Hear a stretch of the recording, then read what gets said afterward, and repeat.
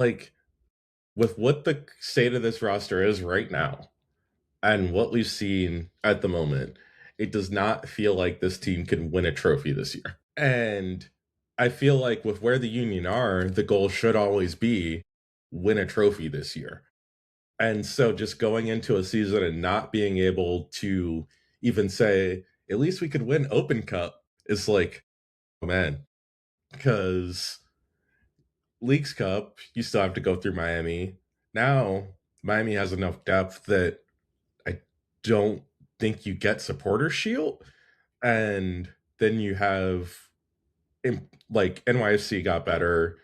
Um, Nashville got better. Like, it's still going to be as much of a fight as it always is atop the East because this conference has just gotten nuts. And you also presume that Columbus isn't going to be as bad as they were.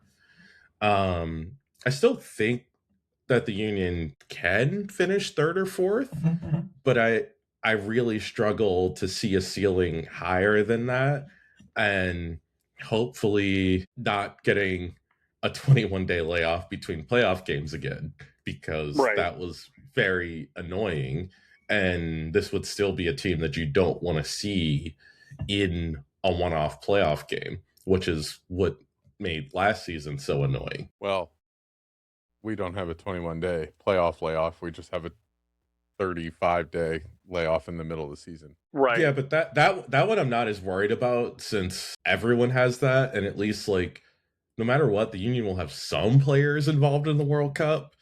I'm fascinated to see what teams do during that layoff, but I don't even think we're close enough to them starting to figure out what that whole thing looks like. Yeah, it's interesting to me because it's almost like it's almost it's almost like we have 3 short seasons coming up in the next year and a half. Yep.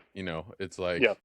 you have a season and then you have a 35 40-day layoff, then you have a season, then you have playoffs, and then you have a season with playoffs after that. And so I do think it's like interesting thinking about that and trying to figure out how they're going to manage all of that and all the different timing things that are happening between now and then.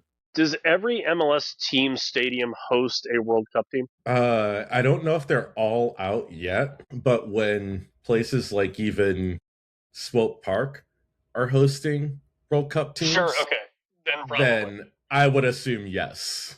For the ones that at least have soccer-specific stadiums and setups. Right.